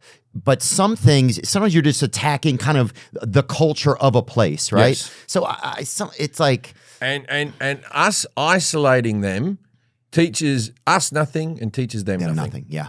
It also makes us look like this loud know-it-all all the time. That's the thing I don't like, Go live there for a few years, see how it is, I mean, of course. Well, I'm not going to live there. Yeah. No, I don't want to put that out there. I'm happy here. Jim Jefferies is coming over. He's going to be staying. Yeah. I didn't sober up for that reason. Dude, I will say this, man. When I was in Qatar, everything was organized. There's nothing out of place. It's almost like there's a ton of respect everywhere. Like, I mean, that's just what you see in public, right? Yeah. Like, I mean, things are clean. Like, you wouldn't People say the World Cup was wonderful. I was anti. I was there because I saw the World Cup in Germany in 2006, and I saw the Women's World Cup in Australia when that happened. I saw the Matildas, the Australian women's team play, and I thought, why should we go to this little country that doesn't really have a soccer history or whatever like that? But everyone reckons the crowds were super chill. They reckon it was piss easy to get beer. They actually had beer taps out the front of the stadium where you... Nuh-uh. Yeah, because they didn't want their people actually touching it and blah, blah, blah, blah, blah. And so look at him there. Look at the mullet. I thought you had a dirty headdress on you. You know what I mean? I thought that one bloke on the left hasn't washed his cloth there. That's what they call it, a thobe over there. Dude, they treated us so great. I mean, obviously we were there to do a show and stuff, but it was just great to get to see the culture and be a part of the culture. A ton of respect. They don't a lot of them don't drink, or they don't do it. Like, it's not as public here. There's not pubs and bars and shit. I didn't notice anyway, where people are just drunk. It's like, I don't know.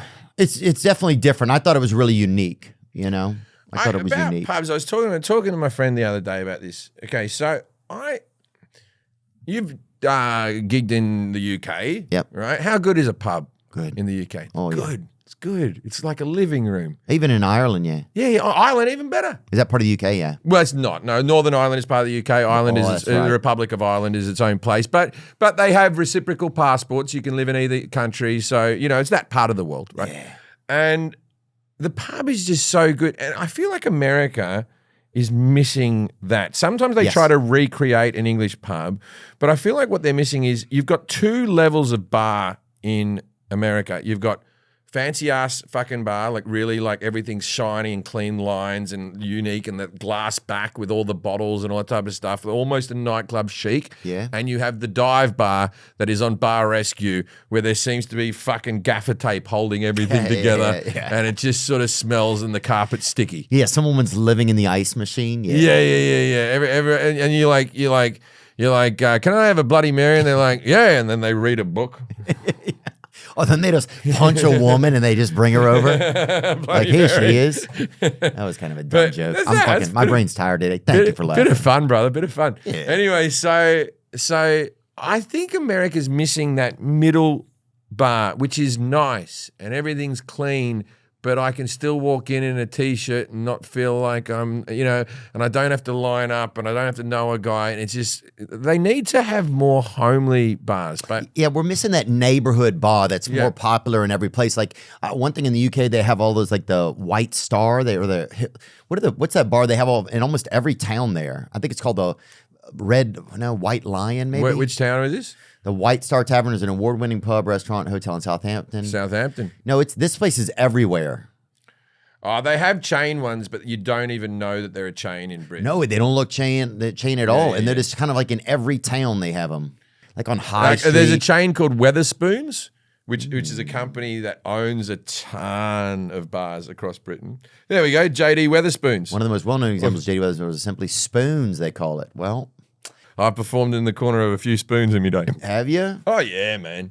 Yeah, man. Dude, I performed in this one place in South Dakota. They had a parrot in the bar. It was like part of a thing, right? And every now and then, sometimes it could say some words, and sometimes it would repeat a bit of of a punchline or something. Oh, it actually like go, yeah. That's yeah, something, I'll fun. bleep that out, but that's a bit of fun. Yeah, we'll leave it in. Yeah, it's your podcast, man. That's true, dude. I didn't say it. You said it. If I'm in trouble for sitting next to you saying it, then the world's gone too far, I think. Yeah, and that's gay. That's like sort of my new special, man. I want to talk about it just quickly. I want to talk about the two-limb policy, man. And I'm glad that you had to set that in stone, because it's just amazing the levels of people will go around, to try and cheat the system. Well, I do a meet and greet. They normally just join the meet and greet. And you do it for free, I know, too, which I think is pretty amazing. Well, so for the disabled people, it's for free. I do a meet and greet with a ticket with the people in the front row. Oh, that's fair. But like 50 people. Yeah. And then the disabled people are included in that. And the disabled people, God bless them, they always wait till the end of the meet and greet. I'm like, you come first. Don't worry about it. I know you're seated the whole time and the rest of them are standing. But I always get off stage. I used to drink before I went on stage, and the first thing I do is pop an edible because it helps me sleep, and it's also my way of chilling out. I don't go out to bars. I don't do anything. I'm not bloody, I'm a happily married man. I'm not out chasing tail. I'm just I just chill into my, and then I do the meet and greet, and then I talk to everyone a few minutes as I meet them and chat to them about whatever they want to chat to me about.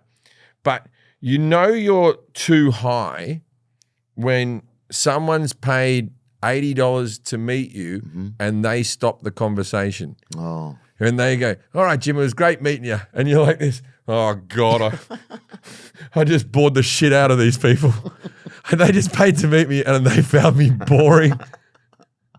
Yeah, they're like, hey, Jim, it's getting late here. I got something in the oven, Jim. We got a sitter. So... Jim's like, wait. Yeah, I was just enjoy the show. Oh, come back next time. Yeah, dude, I think it's congratulations. How many specials do you have now? That's special number 10, but it's special number 6 on Netflix. I think I actually have the record for Netflix. I know. No, I think you have the record total for anybody. Maybe there's 10 specials. There's people. I think Carlin had 11 or something like that. But I have the 6 is the Hellbound's just a thing. So yeah, 1, 2, 3, 4, 5. 10? Yeah, 10. Yeah. Wow. Oh, no, hang on. We haven't got the new one. No, you haven't. Two-limb policy. Two-limb policy's got to go down there. Well, Contraband was just a DVD. Swear to God was HBO. Alcoholocaust was Showtime. Then there was Epics. And then Bear Down is to Two-Limb Policy, which is on there, are all Netflix. And I think Chappelle has like 5 Netflixes or something like that. But I was just lucky there was 5 specials came out on the first ever Netflix. Netflix didn't do specials. Netflix, and just like, Netflix was still more of a, this is about 12, 13 years ago. And they had billboards up. Netflix is a joke. They started, this is before the festival, and they were getting into the comedy special market. And they selected 5 comedians. And I remember people like actually going, oh, you were on HBO and now you're on Netflix. Someone's career is going well. Like really somebody from that little guy from Family Guy or whatever. Little patronizing facts, right? Anyway, so the 5 comics they had were me, Bill Burr, Chelsea Handler, and Chelsea Peretti. Wow. Right? So it's a good lineup, right? Really good lineup of comics. And they were just, if these specials go well, we will continue. If they don't go well, we gave it a go. That was Netflix, what the feeling I got from them. Yeah. And the 5th comic, they were going to do a press conference and everything, and I was all excited, was Bill Cosby. Now, no one's ever seen that special. Wow. That special's never... Really? But he did record it. He recorded one for Netflix. It's never been seen. Have you seen it? No, what you think Netflix give me a special password that no one else gets? I still pay for my fucking Netflix like everyone else, man. Dude, that's a good point. I freaking have a Netflix special and I freaking pay for Netflix too. Yeah, I got 6 Netflix specials and I have to log in like everyone else to watch me. I have fucking 2 accounts, one here and one Nashville. They tell me off when I'm in an Airbnb. They go, you've logged into too many devices. Me? That's one of the things I do when I'm in an Airbnb and someone else has already logged into Netflix and someone else's account that I've never met. As I leave the house, I put my special on. I think, one more rating. Yeah. Get one more. That's it. Here right we go. So it's 2014. Bill Cosby's 77. Is an unreleased 2014 stand-up comedy film. Filmed before a live audience at San Francisco Jazz Center in California, around 60 minutes in duration. Cosby pontificating on matters of children, romance, and matrimony. Yeah. When he came out of prison, the first thing he did, because I was at Flappers like that night just trying stuff out, and then I went to the Improv like a couple of days later, and he rang every comedy club, was the first thing, because he would have rung one of his managers and they'd like, hey, we don't rep you anymore, dude. And then he rang up the comedy clubs as he was out of prison. His first impulse was, I want to do stand-up. Get back on stage. And there's a bit of me that wants to see that. Don't you like as terrible a man as he is, and but I want to hear how he fashioned a shiv in prison. You know what I mean? Yeah, I want to hear how if he was still doing if he was still doing rapes in prison or whatever too, or what? Like, is there a group in prison if you're a raper, like a scene? You know what I'm saying? Or like a group of, you know what I'm saying? Like, because once you get into things, get very tribal in there. Yeah. So like, do you associate with people that kind of have similar crimes? I think everyone just he was one of these people who was almost blind. He's only got like 10%. He's got cataracts on his eyes. I think they just left him alone, and he's probably people were starstruck. You're all criminals in there. You know what I mean? Like, dude, a friend of mine did cocaine with O.J. Simpson once, right? And they were in New York City, and as you do, yeah. And they said that nobody had a car key on him. They were just doing bumps of cocaine, and O.J. had a knife on him that he pulled out and used it to give everybody cocaine.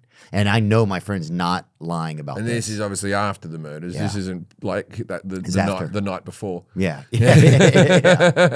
But just imagine that. Like, imagine being, because I mean, he had that book, If I Did It. Like, imagine us being that psychotic that you're going to live right there on that line of just grotesqueness, really, for people. It's funny because drugs are the thing, aren't they? Drugs are the thing that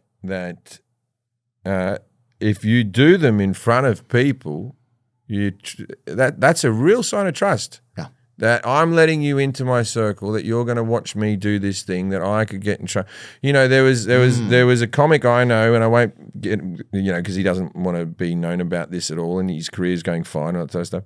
But he was doing it, and then one of his mates sent out a photo of him doing it to the paper.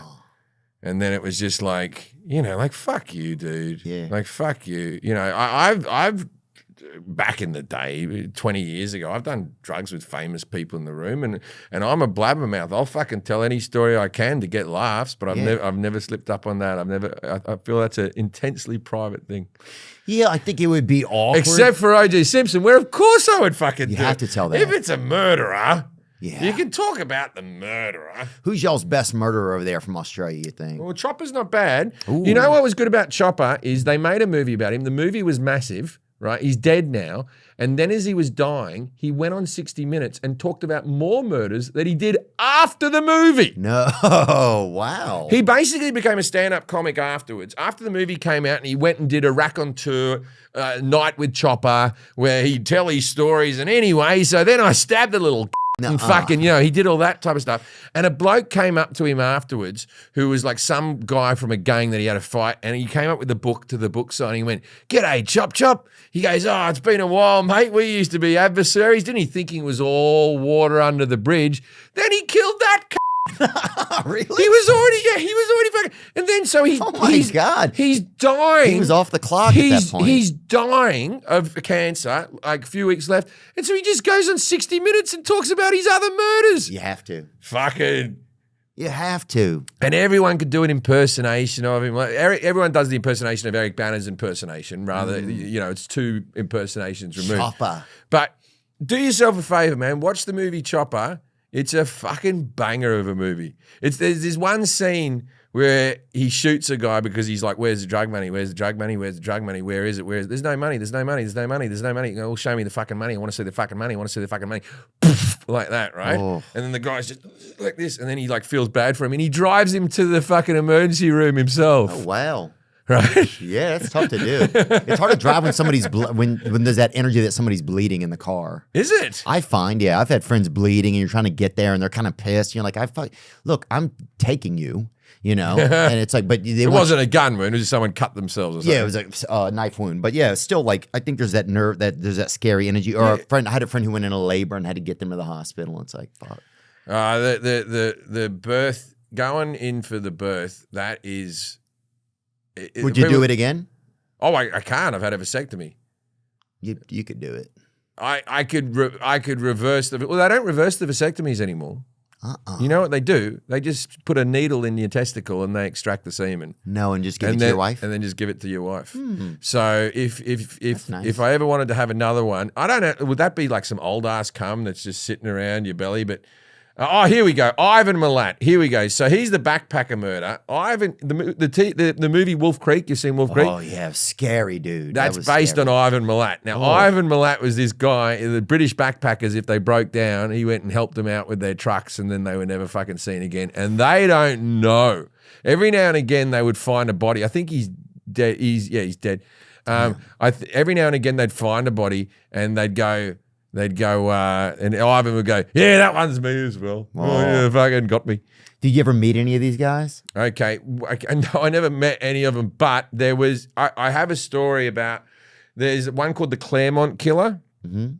Claremont Killer was, when I was in university in Perth, and I was getting into, I'd done stand-up when I was 17 and then stopped doing it. And then when I was 20, I took it back up again. I'd done like 4 open mics, and then I thought I'll give it another go at it, because I had, out of the 3 or 4 open mics I had a couple of bad experiences, and I was scared.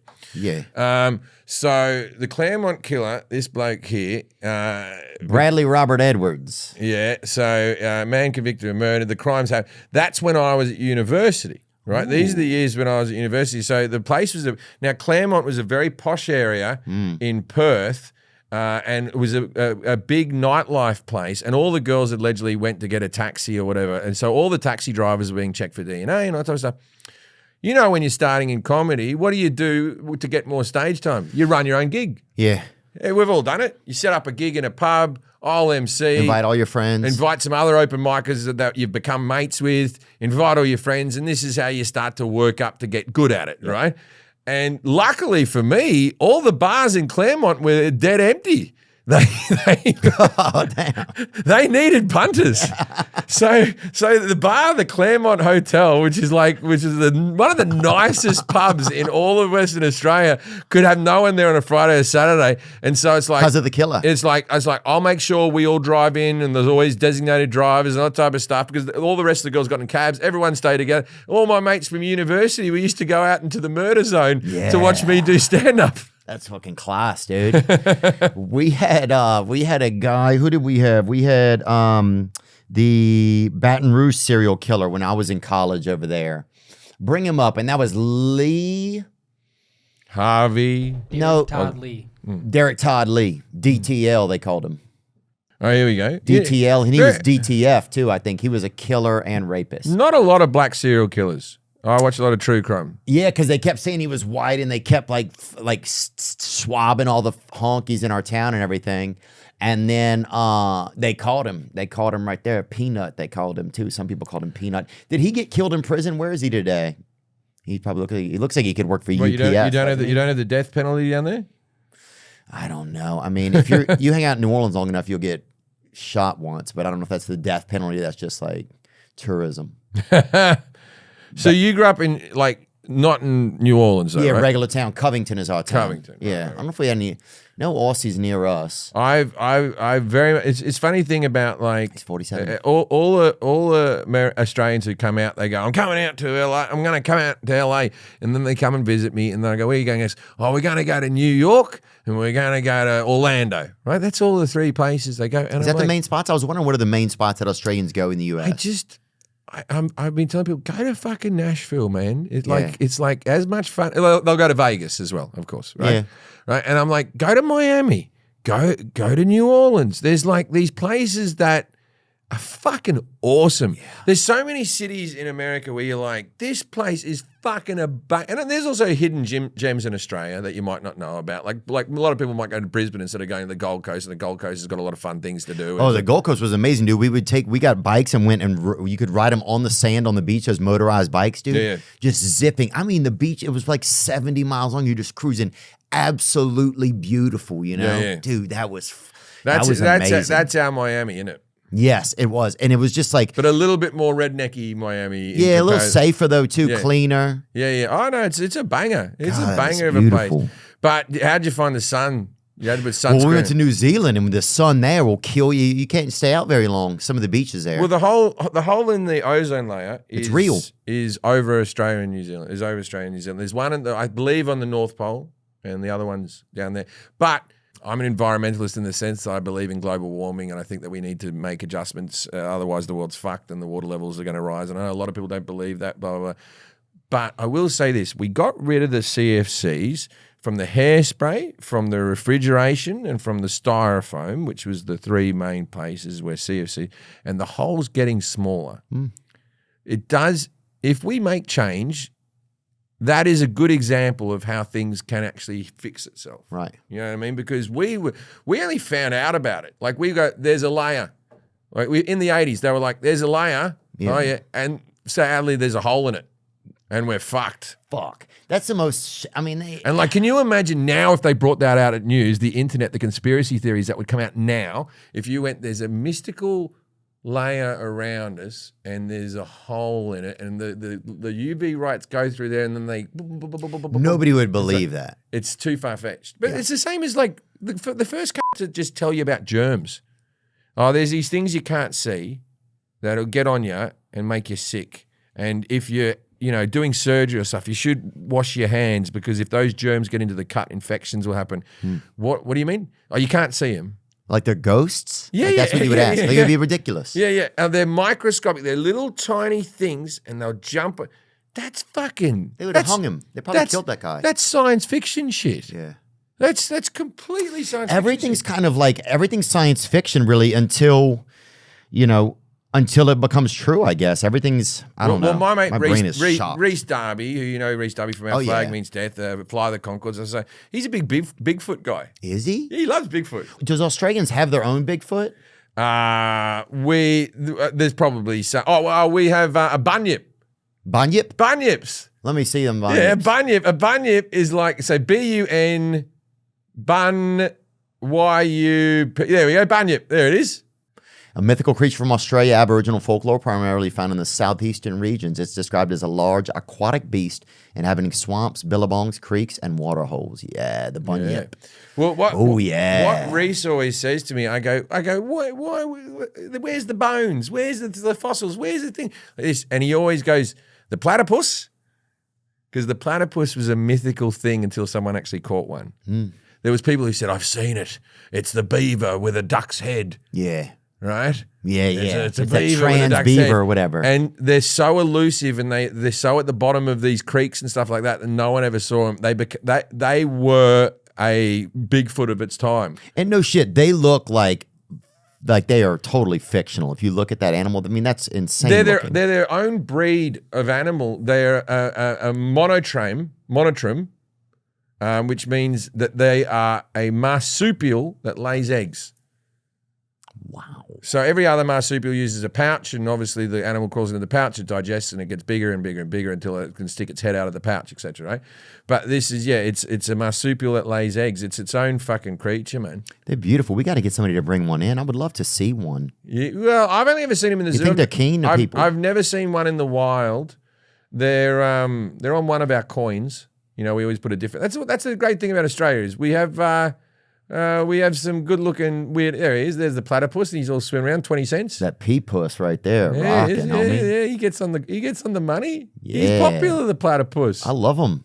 And are they only in Australia? Yes, they're only in Australia. Oh, wow. See, that's a great thing. You guys have it's just something unique over there, man. I really think that I wonder if people are excited about the direction America's headed. I wonder if people are, I don't know. I just get paranoid that everybody's kind of freaking out right now.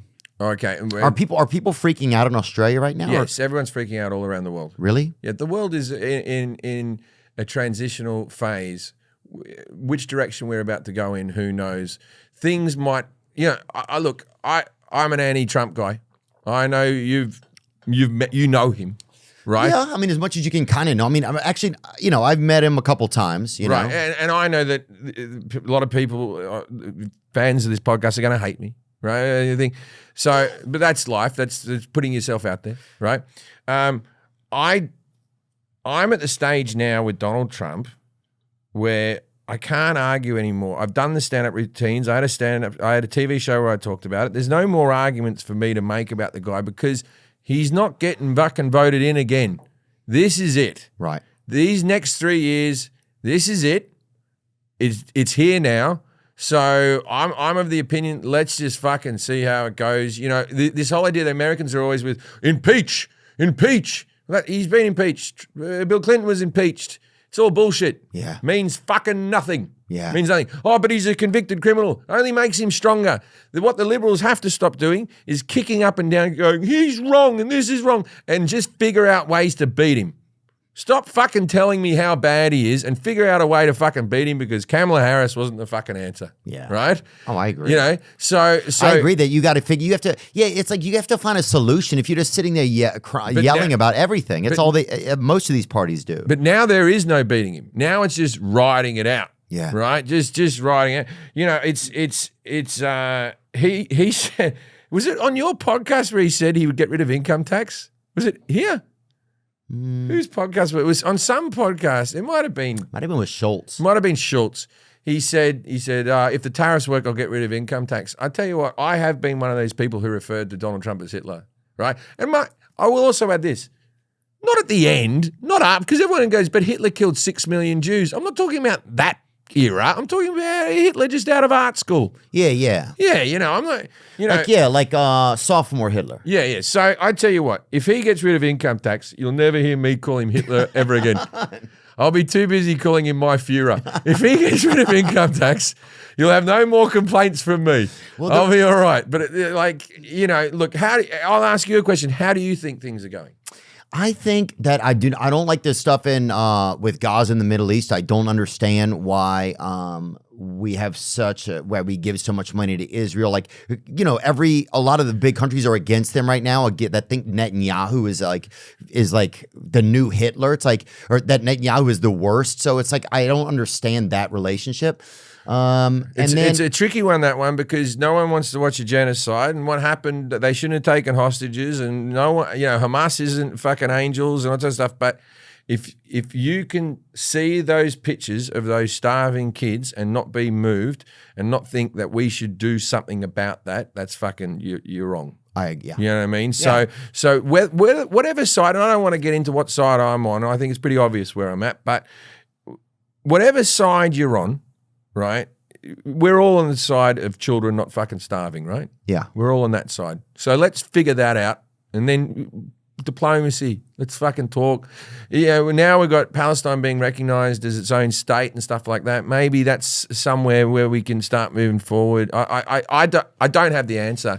But yeah, me neither. What's going on now is not the fucking right thing, I'll tell you that much. And a lot of politicians have to, we elect these people to actually make change. Mm-hmm. All right, make change, man. Yeah. I could be turned in to a Donald Trump fan very quickly. It wouldn't take much if he stopped that war there really, like in a succinct way that was fair and just. You got all my support in the world, man. I'm not just here going, fuck that guy and his dumb fucking orange skin and his bad comb over. You know what I mean? Like, so you were saying I want to see action. I just, it's like, and then I wonder, it feels very much like we're headed into a surveillance state. These are things that I just like am concerned about. I'm thinking. But you were just saying how much you enjoyed Australia and how Britain, all that sort of stuff. Britain's got more cameras than. I agree, but you're filmed 24 hours a day in the UK. I think we're headed there very quickly. That's why there's all this ICE stuff. That's why they're pulling everybody off the streets, because they have to get inventory. In 2 years, there's going to be, I believe we're going to be in a surveillance state. You won't be able to, say if you walked out in public and you were not here, you didn't have documentation to be here. People have different thoughts on all that. That's fine. I'm just saying that if you didn't have documentation to be here, the cameras would notice immediately. So everything has to be on the books. That's where I think we're headed. And so that's why I think they're doing all of that stuff. Which I'm not saying makes it wrong or right, but I think that's where we're headed. We've already got that. Okay, so Louisiana has that prison escape, right? All those prisons, they caught them all through facial recognition. Who does? Louisiana? Yeah, you remember when there was that prison? They all ran off that loading dock, right? One's still out, I think. Who's is that? He? Is there one still going? They call him Hot Boy. This is the weird thing about prison breaks. Never in cinematic history have we championed the police trying to catch him. That's true. Every time we got one out. As of June 2025, the Louisiana inmates are no longer at large. Damn. Yeah, they're all done. Antoine Massey and Derek Groves, the last two to be apprehended. Shout out Massey and Groves. But this was the thing, is there was facial recognition that picked up the people, and now they're like, oh, yeah, we have that technology here. Right, they had to admit it. They had to admit it because that's how they caught him. And while we were using it for a thing, we weren't using it again. They just sort of fluffed over it like, yeah, of course, they've already got it, mate. Yeah. They've already got it. Have you seen, support the Clippers. If you go to that Inuit Dome, have you been to see anything there? Mm-mm. You don't. There's just facial recognition as you walk in. That's it. You've already done it on the app. As you walk in, they're like, hello, Jim. And you're like, wow.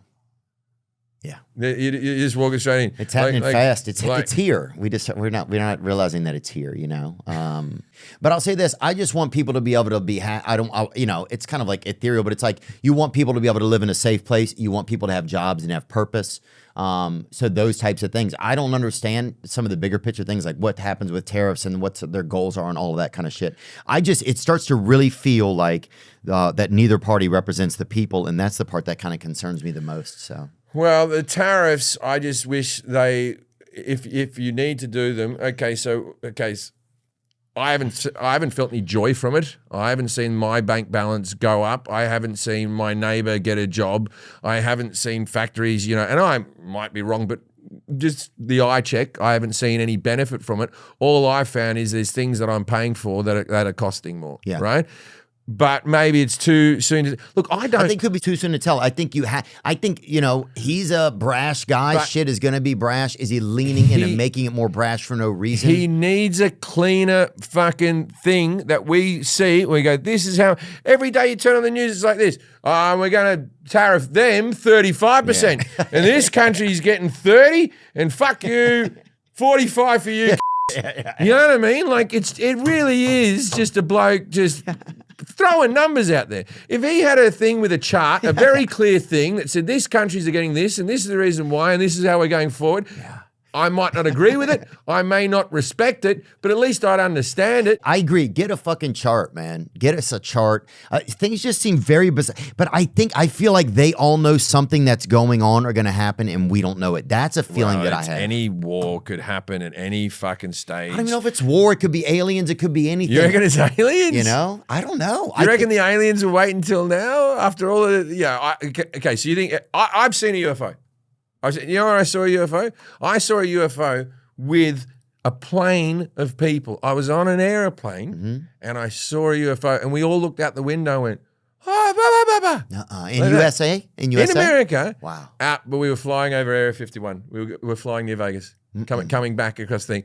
It was I don't think I saw an alien.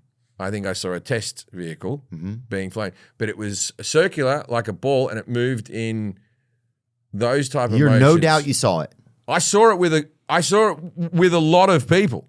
I saw it with a lot of people. And have y'all kept in touch or anything like that? No, and I didn't get my phone out, which I wish I did, because we all went, whoa. And I was over Area 51. Area 51, by its own admission, is where they test new aircraft, right? Where they test new aircraft. So I saw an unidentified flying object. I don't believe there were aliens in it. Now, could it be alien technology? I don't think. It's a really long way.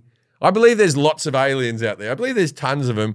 I just don't think if you came here and visited, you'd hover around a little bit and then duck off. I think there'd be more to it. I think they used to come here a lot, and now this is like going to like an old theme park. I don't think they come here as much. I think like if you have to bring your kids here for like their spring break, if you're an alien, their kids are like, fuck that place, you know? So I think they're probably off doing cooler shit maybe, but what do I know, you know? You don't want to go there. It's like our planet in the 70s. Or like they're like Panama City Beach or something, Florida, you know? It's like used to be great, but now they're all going to like Vegas somewhere, some other place. Do you think in your lifetime we will have proof of aliens? Yes, I do. In your lifetime? Yeah, I think something is looming in the distance, it feels like. Because we have proof of UFOs. They've shown the footage. The FBI has released footage. Fucking you saw one. Yeah, but it's unidentified flying objects. It doesn't mean...